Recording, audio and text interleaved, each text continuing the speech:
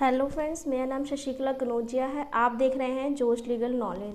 और आज के वीडियो के अंदर हम टीपीए का एक इम्पॉर्टेंट टॉपिक पढ़ेंगे जो सेक्शन 118 और 119 है, एक्सचेंज के बारे में बताता है। एक्सचेंज का बेसिकली मतलब होता है किसी चीज़ को आप बार्टर सिस्टम, आपने पहले सुना होगा। पहले बार्टर सिस्टम चलता था, जैसे कि गेहूं के बदले लोग चावल लेते थे। तो अभी भी ऐसा होता है कि आप एक्सचेंज कर सकते हो। एक्सचेंज का भी ये है कि आप किस चीज़ कितने तक की वैल्यू को जो भी आप एक्सचेंज कर रहे हो तो आपको रजिस्ट्रेशन करवाना कंपलसरी है, किसका कंपलसरी नहीं है। आप जब एक्सचेंज करेंगे तो आप कैसे एक्सचेंज कर सकते हैं, मूवेबल को इमूवेबल के साथ कर सकते हैं कि नहीं कर सकते हैं, या इमूवेबल को इमूवेबल के साथ या मूवेबल को मूवेबल के साथ। तो एक्सचेंज सेम हमारा सेल की तरह से होता है, बट एक्सचेंज में क्या होता है, आप कंसिडरेशन नहीं दे रहे हो। यहाँ सेल में क्या होता है कि एक पर्सन अपनी प्रॉपर्टी जब सेल कर रहा है तो उससे वो पैसे ले रहा है, बट यहाँ पर क्या होता है, यहाँ पर होता है आप एक्सचेंज कर रहे हो। तो यहाँ पर जो एक्सचेंज होता है उसमें आप एक प्रॉपर्टी को दूसरे प्रॉपर्टी के साथ एक्सचेंज करेंगे। तो section 118 of the TPA act 1882 के अंदर सेक्शन 118 के अंदर एक्सचेंज के बारे में बताया। हम पढ़ते हैं, when two person mutually transfer ownership of one thing for the ownership of another. जब दो पर्सन म्यूचुअली ट्रांसफर करते हैं ओनरशिप, इसमें ओनरशिप पोजीशन दोनों ट्रांसफर कर दी जाती है एक थिंग से, मतलब दूसरे थिंग को। इसमें क्या होता है, जो भी आप ट्रांसफ़र कर रहे हो मनी से मनी नहीं होना चाहिए। ऐसा नहीं है कि मैं पैसे 5,000 दे के आपसे 6,000 ले रही हूँ, ये एक्सचेंज होगा। ये एक्सचेंज नहीं हो सकता, मनी टू मनी नहीं हो सकता है। यहाँ पर लिखा हुआ है नीदर थिंग्स और both things money, both being money only. इसमें ये भी बता रखा है कि मनी नहीं होना चाहिए, बट क्या होता है, जैसे कि मान लो मैंने कोई, जैसे कि ए है, उसने बी को, ए ने बी को अपनी बुक दी। जो बुक थी वो 500 की थी, और इसने इसको पेन दिया। जो पेन था वो 300 रुपीज़ का था। तो इसमें क्या होगा, जो ए और बी है, ये 500 रुपीज़ वाली बुक तो इसको दे देगा, और ये जो पेन है वो 300 वाली देगा। तो इसके साथ वो प्लस में 200 भी दे सकता है। तो ये एक्सचेंज होगा। बट अगर आप ये सोचोगे ये मनी दे और ये भी मनी दे, तो वो मनी मनी वाला एक्सचेंज नहीं होगा। आप उसे कुछ सामान उसमें होना ही चाहिए। तो we are aware, the transaction is called an exchange, और इसी ट्रांजेक्शन को हम एक्सचेंज बोलते हैं। इसके कुछ पॉइंट्स वो पढ़ते हैं, जैसे कि हम अवेयर हैं कि जो कंसिडरेशन होता है, we are aware the transfer of property against consideration is called sale. TPA के अंदर हमने ये भी पढ़ा था कि जो कंसिडरेशन होता है, जब कंसिडरेशन होगा तो वो सेल होता है, बट अगर वो विदाउट कंसिडरेशन होगा तो क्या होता है, गिफ्ट होता है। बट अगर property has been exchanged with another property it is called exchange. जब एक प्रॉपर्टी दूसरी प्रॉपर्टी के साथ एक्सचेंज होगी तो उसको हम क्या कहेंगे, उसको हम एक्सचेंज कहेंगे। इसेंशियल एलिमेंट्स क्या है एक्सचेंज के, वो पढ़ते हम। Essential elements of exchange, first है ट्रांसफर ऑफ ओनरशिप।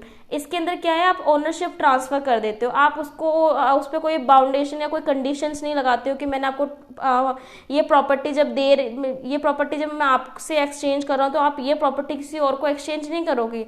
तो आप ऐसा कोई कंडीशन नहीं लगा सकते हो। इसलिए यहाँ पर क्या होता है, यहाँ पर ओनरशिप ही ट्रांसफर कर दी जाती है कि अब ये प्रॉपर्टी आपकी है, आप इसको सेल करो या लीज करो या किसी को गिफ्ट दो, अपने अकॉर्डिंग आप दे सकते हैं।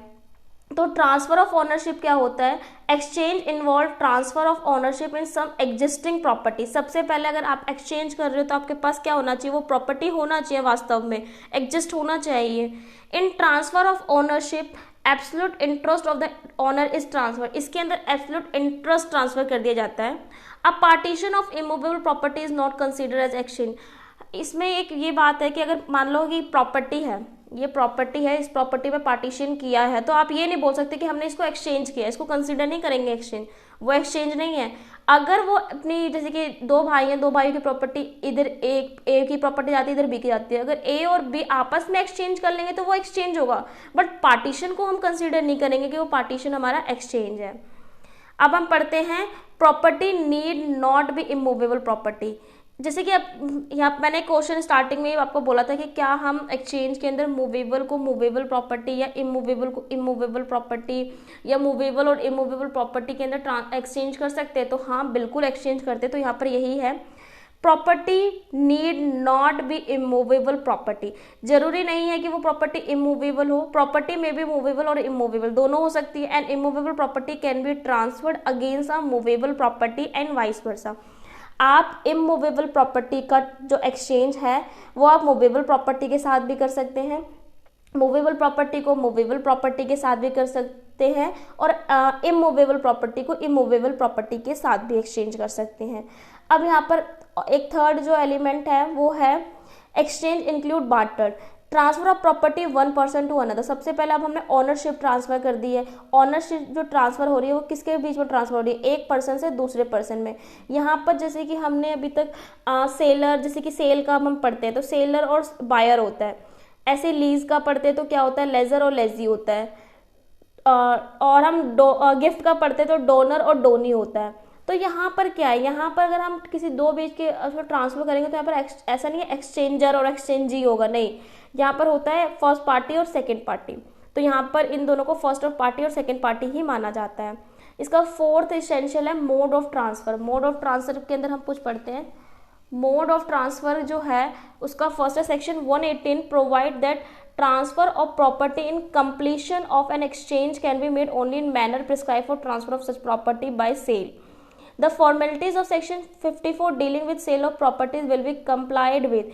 जैसे कि सेक्शन 180 ये बता रखा है कि अगर आपको सेक्शन 118 को अगर आप एक्सचेंज कर रहे हो तो वो कंप्लीट कब होगा, वो कंप्लीट जब होगा जब आप अकॉर्डिंग टू सेक्शन 118 के अकॉर्डिंग आप उस चीज़ को करोगे। जैसे कि सेक्शन 54 के अंदर हम सेल को करते हैं कि एक पर्सन जब दूसरे पर्सन को ट्रांसफर जब करता है तो जो पर्सन ट्रांसफर कर रहा है उसके पास वो ओनरशिप होना चाहिए। तो बहुत सारी कंडीशन सेक्शन 54 ऑफ सेल्स में बता भी रखी है। तो ऐसे 118 के अंदर हम एक्सचेंज को भी करते हैं। Where both properties are of movable, जब दोनों, जैसे कि मान लो जब दोनों प्रॉपर्टी अगर मूवेबल होगी तो क्या होगा, देन एक्सचेंज में be affected by delivery of properties and registration is not essential. अगर आप दोनों प्रॉपर्टी जो है आपकी मूवेबल है, फॉर एग्जांपल पेन और बुक जो है वो मूवेबल है, तो जब आप इसको एक्सचेंज करोगे तो इसमें रजिस्ट्रेशन का जरूरी नहीं है। हम टीपीए एक्ट को रजिस्ट्रेशन एक्ट के साथ भी पढ़ते हैं क्योंकि बहुत सारी चीज़ें जो हैं, लीज को आप रजिस्ट्रेशन कब करवाएंगे तो ये सब हमारा रजिस्ट्रेशन एक्ट में दिया हुआ है। यहाँ पर तो सिंपल आपको ये बता रखा है कि हाँ रजिस्ट्रेशन करवाना कंपल्सरी नहीं है, but according to registration act उसके अंदर ये बता रखा है कि कैसे रजिस्ट्रेशन होगा हर एक चीज़ का। तो यहाँ पर यही होता है। अब यहाँ पर है कि वेयर प्रॉपर्टीज आर इमूवेबल, अगर प्रॉपर्टीज दोनों प्रॉपर्टी इमूवेबल बट उसकी वैल्यू क्या है, उसकी वैल्यू लेस देन 100 रुपीज़ है तो देन रजिस्ट्रेशन इज ऑप्शनल। ये तो हम सबको पता है कि अगर जिसकी वैल्यू 100 से कम होती है उसका रजिस्ट्रेशन ऑप्शनल होता है। अब फोर्थ क्या है, where the properties exchange are immovable properties and their value are more than ₹100। अगर मैं जो प्रॉपर्टी को एक्सचेंज कर रही हूँ वो इमूवेबल प्रॉपर्टी है बट उसकी वैल्यू क्या है 100 रुपीज़ से ज़्यादा है, तो ऑब्वियसली यहाँ पर जो रजिस्ट्रेशन है एक्सचेंज का वो मतलब नेसेसरी होना चाहिए, वो ज़रूरी है, उसको आपको रजिस्ट्रेशन आपको करवाना ही पड़ेगा।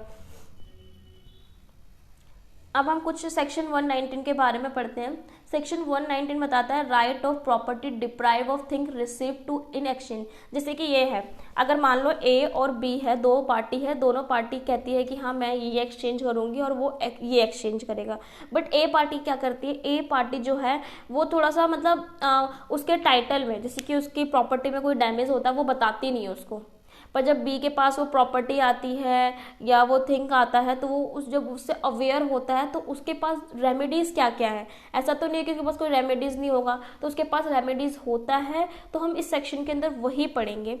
तो if a party has deprive from the thing whose ownership has been transfer in exchange due to defective title अगर आ जाता है of other parties, he has 2 remedies.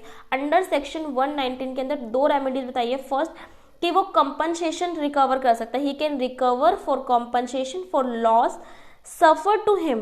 तो वो कॉम्पनसेशन को क्या कर सकता है, कॉम्पनसेशन को रिकवर कर सकता है। और सेकंड क्या है, he can take back thing transfer by him, और वो जो सामान उसने जो दिया है, जो मतलब मूवेबल दिया हो या इमूवेबल प्रॉपर्टी को ट्रांसफर किया हो, उस सामान को वो दोबारा ले लेगा, उसके पास ये भी राइट होता है। बट यहाँ पर सेक्शन जो हमारा सेकेंड पॉइंट है,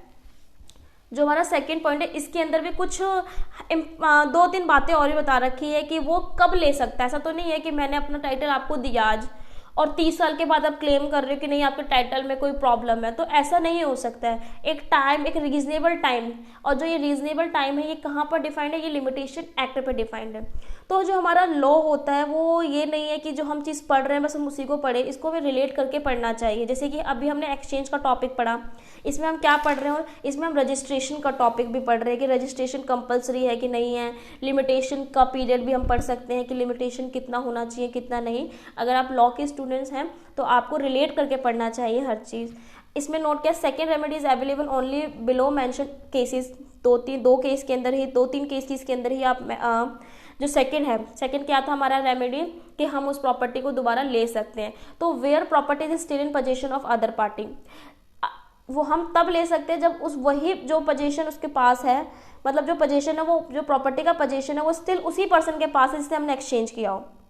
सेकंड, या वो पोजीशन उसके एलआर्स के पास हो, लीगल रिप्रेजेंटेटिव्स के पास हो, या a transfer from him without consideration, या जो हमने उसको ट्रांसफर किया था वो बिना कंसिडरेशन के किया था, तभी हम लेने के लिए लायबल है, अदरवाइज हम नहीं है। अगर मान लो कि ऐसा भी होता है कि बहुत सारे लोग बहुत सारे लोग जो हैं मतलब वो मिसरिप्रेजेंटेशन भी करते हैं और भी बहुत सारी चीज़ें करते हैं, जैसे कि फ्रॉड भी करते हैं कि मतलब प्रॉपर्टी को एक्सचेंज तो कर लेते हैं बट एक्सचेंज करने के बाद तुरंत बेच दिया। तो ऐसा नहीं है कि आप तुरंत बेच दोगे तो आप वो प्रॉपर्टी नहीं ले सकते हो, तो भी आपके पास राइट है, आप ले सकते हैं वो प्रॉपर्टी। तो according to the limitation act आपको देखना पड़ेगा कि आप कितने टाइम के अंदर क्लेम कर रहे हो उस चीज़ के लिए। इसमें एक केस भी है, जट्टू राम वर्सेस हक्कामा सिंह AIR 1994 का केस है। इसमें बता रखा है the provision of section 119 can not be invoked in a case whether a person has been forcefully dispose of by another person from the property thing acquired by him by exchange. इसमें बता रखा है कि section 119 का वो invoke नहीं कर पाएगा अगर मान लो A और B है, इन्हें फोर्सफुली एक्सचेंज करने का वो किया कि नहीं तुम एक्सचेंज करो, और जो B है उसने एक्सचेंज कर लिया। तो अगर एक्सचेंज कर लिया अपनी प्रॉपर्टी और B की प्रॉपर्टी में कोई डिफेक्टिव टाइटल हो गया तो A जो है वो क्लेम नहीं कर सकता। क्यों? क्योंकि उसने फोर्सफुली वो चीज़ करी थी, उसने एक्सचेंज फोर्सफुली करवाया था। आई होप आपको सेक्शन 1 एक्सचेंज का टॉपिक समझ में आ गया होगा। अगर आपको मेरी वीडियोस पसंद आती है तो प्लीज़ इसे लाइक करें, कमेंट करें, शेयर करें and also subscribe my YouTube channel जोश लीगल नॉलेज। अगर आपको और भी फर्दर टॉपिक्स पे नोट्स चाहिए तो आप मुझसे कमेंट करके बता सकते हैं। बहुत सारे बच्चों ने मुझे PPT देने के लिए बोला था कि पब्लिक इंटरनेशनल लॉ के ऊपर आप PPT शो कर दो या अपने नोट्स प्रोवाइड कर दो, तो मैं पब्लिक इंटरनेशनल लॉ के ऊपर भी वीडियोस बनाऊंगी और बहुत जल्दी बनाऊंगी, क्योंकि ये जो TPA है पब्लिक इंटरनेशनल लॉ, ये सब अगर आप LLM की तैयारी कर रहे हैं इसके अंदर बहुत आता है। तो ये टॉपिक्स बहुत ज़्यादा इंपॉर्टेंट है आपके एग्ज़ाम से, आपके दिल्ली जुडिशरी के अंदर तो ये ऐड है सिलेबस, RJS में भी है, TPA तो हर जगह है। तो TPA तो बहुत इंपॉर्टेंट है, तो आपको इसको बहुत अच्छे से समझना पड़ेगा। Thank you.